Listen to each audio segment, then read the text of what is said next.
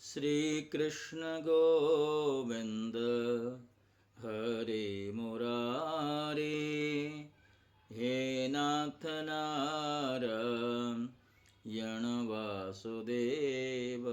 जय श्री कृष्ण भक्तों, श्रीमद् भागवत महापुराण की भाव यात्रा अब द्वादश स्कंद के नवम अध्याय तक आ पहुंची। इस अध्याय में मार्कंडी जी का माया दर्शन दिया गया है। और जैसा कि पिछले अध्याय में मार्कंडी जी ने भगवान नर नारायण को लक्ष्य करके तपस्या की, नर नारायण प्रसन्न हुए और प्रकट हुए वरदान देने के लिए कहा। आगे क्या कुछ होने वाला है इस अध्याय में सुने। सूत जी कहते हैं, संस्ततो भगवान इत्थम मार्कंडेयेन धीमता नारायणो नरसखः प्रीताः भृगुदुवहम्। जब ज्ञान संपन्न मार्कंडेय मुनि ने इस प्रकार स्तुति की, तब भगवान नर नारायण ने प्रसन्न होकर मार्कंडेय जी से कहा, सम्मान्य ब्रह्मर्षि शिरोमणि, तुम चित्त की एकाग्रता, तपस्या, स्वाध्याय, संयम और मेरी अनन्य भक्ति से सिद्ध हो गया। तुम्हारे इस आजीवन ब्रह्मचर्य व्रत की निष्ठा देखकर हम तुम पर प्रसन्न हुए हैं। तुम्हारा कल्याण हो। मैं समस्त वर देने वालों का स्वामी, इसलिए तुम अपना अभीष्ट वर मुझसे मांग लो। मुनि बोले, हे देवदेवी शरणागत भयहारी अच्युत, आपकी जय हो, जय हो। हमारे लिए बस इतना ही वर पर्याप्त है कि आपने कृपा करके अपने मनोहर स्वरूप का दर्शन कराया। ब्रह्मा शंकर आदि देवगण योग साधना के द्वारा एकाग्र हुए मन से ही आपके परम सुंदर से चरण कमलों का दर्शन प्राप्त करके कृतार्थ हो गए। आज उन्हीं आपने अपने मेरे नेत्रों के सामने प्रकट होकर मुझे धन्य बनाया। पवित्र कीर्ति महानुभावों के शिरोमणि कमल नयन, फिर भी आपकी आज्ञा के अनुसार मैं आपसे वर मांगता हूँ। मैं आपकी वह माया देखना चाहता हूँ जिससे मोहित होकर सभी लोक और लोकपाल अद्वितीय वस्तु ब्रह्म में अनेकों प्रकार के विभेद देखने लगते हैं। सौत जी कहते हैं, शौनक जी, जब इस प्रकार मार्कंडेय मुनि ने भगवान नर नारायण की इच्छा अनुसार स्तुति पूजा कर ली एवं वरदान मांग लिया, तब उन्होंने मुस्कुराते हुए कहा, ठीक है, ऐसा ही होगा। इसके बाद वे अपने आश्रम बद्रीवन को चले गए। मार्कंडेय मुनि अपने आश्रम पर ही रहकर निरंतर इस बात का चिंतन करते रहते हैं कि मुझे माया के दर्शन कब होंगे। वे अग्नि, सूर्य, चंद्रमा, जल, पृथ्वी, वायु, आकाश एवं अंतःकरणों में और तो क्या सर्वत्र भगवान का ही दर्शन करते, मानसिक वस्तुओं से उनका पूजन करते रहते। कभी कभी तो उनके हृदय में प्रेम की ऐसी बाढ़ आ जाती कि वे उसके प्रभाव में डूबने और उतराने लगते। उन्हें इस बात की भी याद न रहती कि कब, कहाँ, किस प्रकार भगवान की पूजा करनी चाहिए। शौनक जी, एक दिन की बात है, संध्या के समय पुष्पभद्रा नदी के तट पर मार्कंडेय मुनि भगवान की उपासना में तन्मय हो रहे थे। उसी समय एकाएक बड़े जोर की आंधी चलने लगी। उस समय आंधी के कारण बड़ी भयंकर आवाज होने लगी और बड़े विकराल बादल आकाश में मंडराने लगे। बिजली चमक चमक कर कड़कने लगी और रथ के धूरे के समान जल की मोटी मोटी धाराएं पृथ्वी पर गिरने लगी। यही नहीं, मार्कंडेय मुनि को ऐसा दिखाई पड़ा कि चारों ओर से चारों समुद्र समूचे पृथ्वी को निगलते हुए उमड़ते आ रहे हैं। आंधी के वेग से समुद्र में बड़ी बड़ी लहरें उठ रही हैं, बड़े भयंकर भंवर पड़ रहे हैं और भयंकर ध्वनि कान फाड़ने लगती। स्थान स्थान पर बड़े बड़े मगर उछल रहे। उस समय बाहर भीतर चारों ओर जल ही जल दिखता था। ऐसा जान पड़ता था कि उस जल राशि में पृथ्वी ही नहीं, स्वर्ग भी डूबा जा रहा है। ऊपर से बड़े वेग से आंधी चल रही है और बिजली चमक रही है, जिससे संपूर्ण जगत संतप्त हो रहा है। जब मार्कंडेय मुनि ने देखा कि इस प्रलय जल से सारी पृथ्वी डूब गई है, उद्भिज, स्वेदज, अंडज और जरायु चारों प्रकार के प्राणी तथा स्वयं वे भी अत्यंत व्याकुल हो रहे। तब वे उदास हो गए और साथ ही अत्यंत भयभीत। उनके सामने प्रलय समुद्र में भयंकर लहरें उठ रही थीं। आंधी के वेग से जलराशि उछल रही थी और प्रलयकालीन बादल बरस बरस कर समुद्र की ओर और भी भरते जा रहे थे समुद्र। उन्होंने देखा कि समुद्र ने द्वीप वर्ष और पर्वतों के साथ सारे पृथ्वी को डुबा दिया। पृथ्वी, अंतरिक्ष, स्वर्ग, ज्योतिर्मंडल, ग्रह, नक्षत्र एवं तारों का समूह और दिशाओं के साथ तीनों लोग जल में डूब गए। बस उस समय एकमात्र महामुनि मार्कंडेय ही बचे रहे। उस समय वे पागल और अंधे के समान जटा फैलाकर यहाँ से वहाँ और वहाँ से यहाँ भागकर अपने प्राण बचाने की चेष्टा कर रहे थे। वे भूख प्यास से व्याकुल हो रहे थे। किसी और बड़े बड़े मगर तो किसी और बड़े बड़े तिमंगल मत्स्य उन पर टूट पड़ते। किसी ओर से हवा का झोंका आता तो किसी ओर से लहरों के थपेड़े उन्हें घायल कर देते। इस प्रकार इधर उधर भटकते भटकते वे अपार अज्ञानांधकार में पड़ गए, बेहोश हो गए और इतने थक गए कि उन्हें पृथ्वी और आकाश का भी ज्ञान न रहा। वे कभी बड़े भारी भंवर में पड़ जाते, कभी तरल तरंगों की चोट से चंचल हो उठते। जब कभी जल जंतु आपस में एक दूसरे पर आक्रमण करते तब वे अचानक ही उनके शिकार बन जाते। कहीं शोकग्रस्त हो जाते तो कहीं मोहग्रस्त, कभी दुख ही दुख के निमित्त आते तो कभी तनिक सुख में मिल जाता, कभी भयभीत होते, कभी मर जाते तो कभी तरह तरह के रोग उन्हें सताने लगते। इस प्रकार मार्कंडेय मुनि विष्णु भगवान की माया के चक्कर में मोहित हो रहे थे।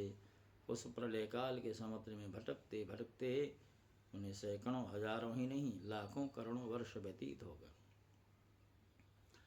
शौनक जी, मार्कंडेय मुनि इसी प्रकार प्रलय जल में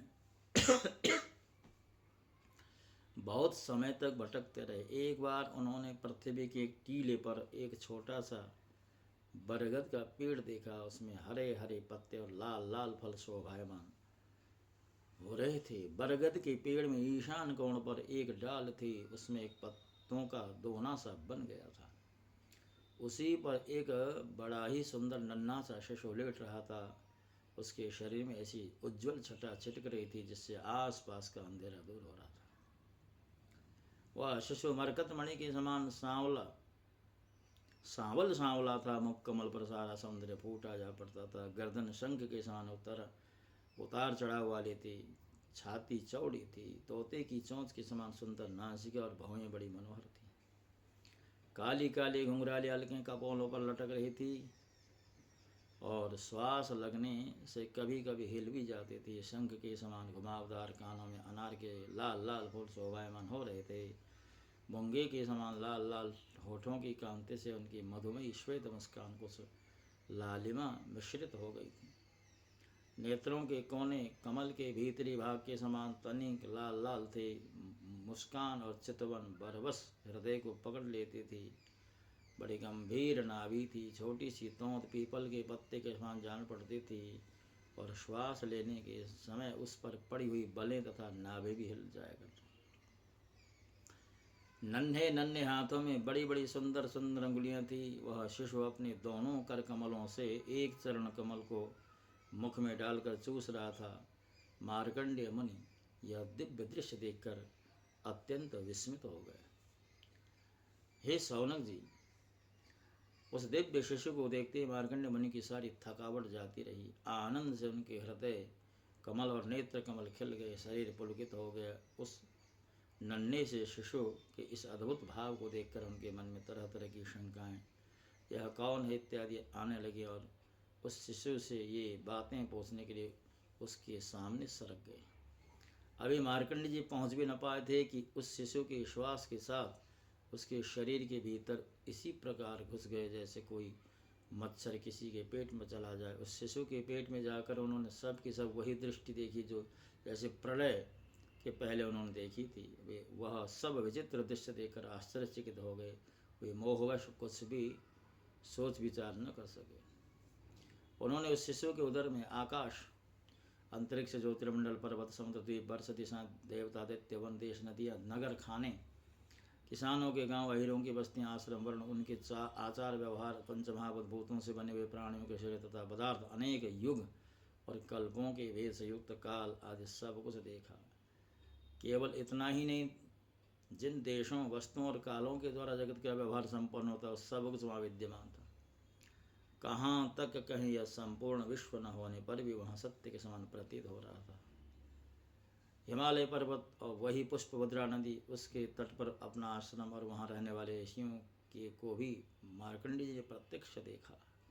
इस प्रकार संपूर्ण विश्व को देखते देखते ही वे उस दिव्य शिशु के श्वास के द्वारा ही बाहर आ गए और फिर प्रलयकालीन समुद्र में गिर पड़े।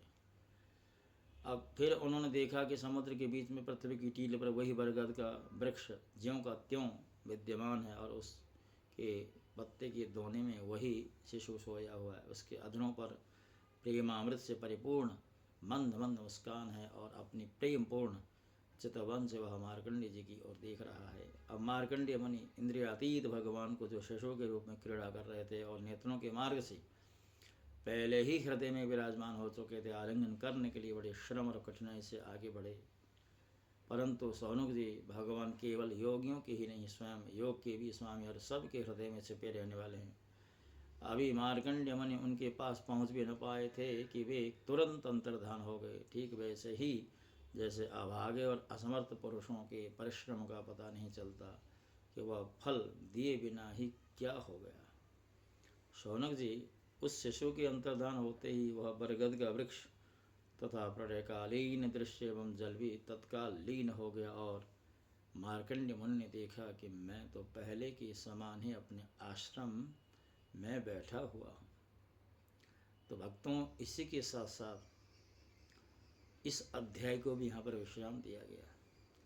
अगले अध्याय में क्या कुछ होने वाला, इसी कौतूहल के साथ आज इस श्रृंखला को विश्राम देते हैं। और जैसा कि मैं बार बार आपसे निवेदन करता हूँ, हमने श्रीमद् भागवत महापुराण को भाव के रूप में आपके समक्ष प्रस्तुत करने का संकल्प कई महीने या यूँ कहें 1.5-2 वर्ष पूर्व किया था। कुछ पारिवारिक व्यस्तताएं कहें या कुछ अन्य व्यवसाय संबंधी व्यस्तताएं कहें, सामाजिक कुछ जिम्मेवारियां कहें, इन सब के चलते मुझे एक आवृत्ति श्रीमद् भागवत को आपके समक्ष रखने में लगभग 1.5 साल कह सकते हैं। मुझे एग्जैक्ट तिथि तो याद नहीं है मैंने कब आरंभ किया था, किंतु अब धीरे ही सही अब मात्र श्रीमद् भागवत में आज के अतिरिक्त 4 ही अध्याय शेष हैं। इन अध्यायों को भी आपके समक्ष रख सकूं, यही प्रभु से प्रार्थना करता हूं। श्रीमद् भागवत के पश्चात अब मेरा विचार ये है कि आपने हमारे इस प्रयास को सराहा तो एक दूसरा पुराण भी आपके समक्ष रख सकूं, ये आपसे प्रार्थना करता हूँ। आपसे विदा होता हूँ। जय श्री कृष्ण। ओम नमो भगवते वासुदेवाय।